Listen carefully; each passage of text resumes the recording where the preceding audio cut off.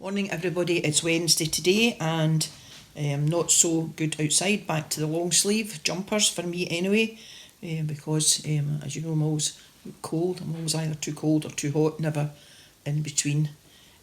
So back to the long sleeve jumpers today. I can see all the trees behind houses in our street blowing strongly in the wind. So a wee change in the temperature and a wee change in the weather today from what we've been luckily having for the last few days. Hopefully it'll be short-lived and we'll be back to a wee bit better sunny times soon. So it's Wednesday today. This afternoon we've got the Wednesday afternoon service, 2 o'clock with all our Wednesday people, and just to let you know, we have had a certificate from Presbytery, a certificate of concurrence, which will allow us to open up stairs and hopefully by the end of the month be back to one service on a Sunday, albeit a bit spaced out. So that's good news and heading forward for that. So West Kirk Weekly comes out on a Wednesday night. I do try, if there's anything from Presbytery or the Church of Scotland generally, or just even in the community, to let people know if there's anything I think might be of useful information to people. I did sit through a webinar last night, 2 hours, about being fruitful, and there was a lot of information really on it from the General Assembly about all the changes, and I don't know if people are aware, but Hamilton Presbytery is joining up with Lanark Presbytery and I think some churches in the Falkirk area and some other area they're not sure about at the minute, some other churches, but they will be joining together to make a new presbytery, and it will be the Presbytery of Lanarkshire, and that will be at the start of next year, the 1st of January 2022. So that has gone through at the General Assembly, so that will be big changes really for us and for going ahead in the future. I'm not sure what they will be, and I don't think anybody really does at the minute. I think there's ongoing negotiations and discussions with all the different churches to see, because each presbytery works and manages itself in such a different way, and they have to have a joint working plan. So all that discussion is going on at the minute, but we don't need to worry, because we won't be, as plebs won't be in that discussion. We'll be told what's happening, I'm sure, at some point before the 1st of January, I would like to think. So I'm very fruitful this morning, having sat through 2 hours of fruitfulness last night.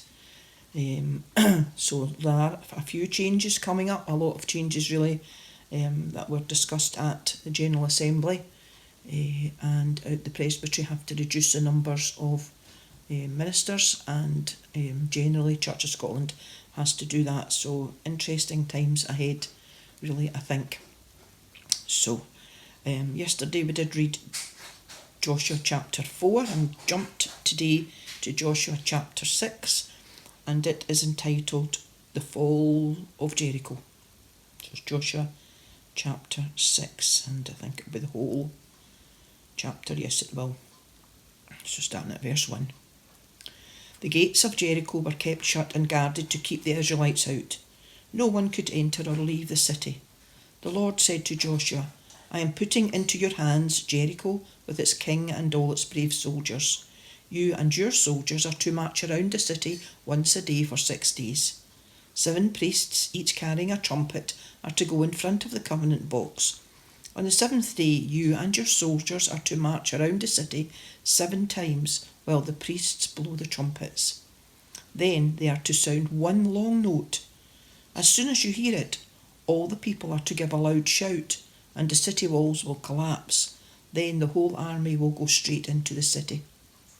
Joshua called the priests and told them, Take the covenant box, and 7 of you go in front of it carrying trumpets. Then he ordered the people to start marching around the city with an advance guard going on ahead of the Lord's covenant box.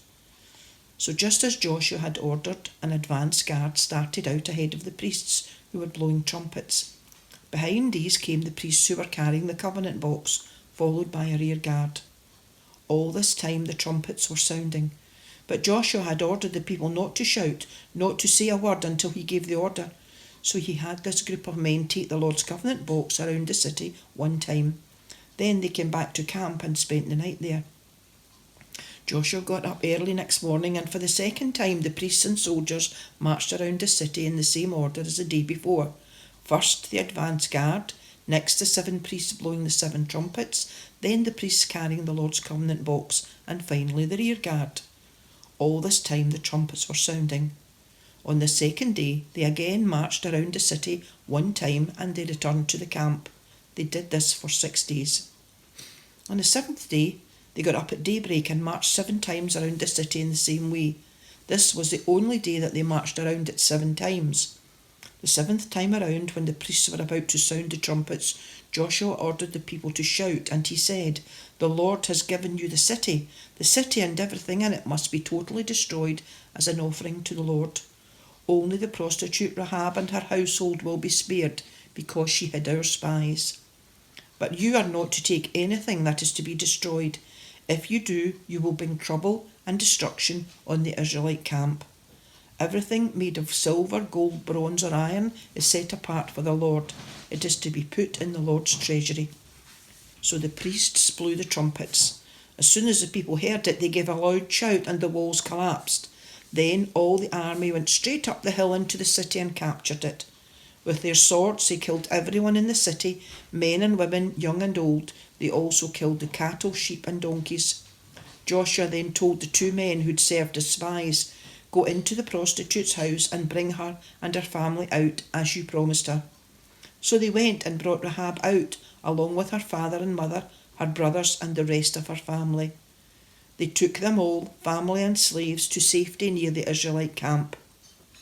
Then they set fire to the city and burned it to the ground along with everything in it, except the things made of gold, silver, bronze and iron, which they took and put in the Lord's treasury.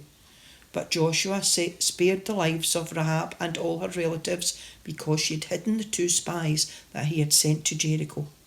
Her descendants have lived in Israel to this day. At this time, Joshua issued a solemn warning. Anyone who tries to rebuild the city of Jericho will be under the Lord's curse. Whoever lays the foundation will lose his oldest son.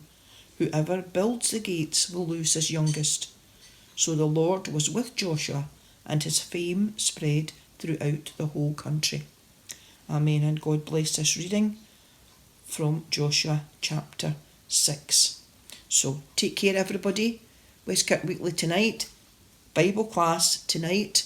If anyone wants the details of that, then you let us know and we'll make sure that you have them. Apart from that, I think that's really all I have to say. You'll be very glad to hear. And we will see you tomorrow. Bye.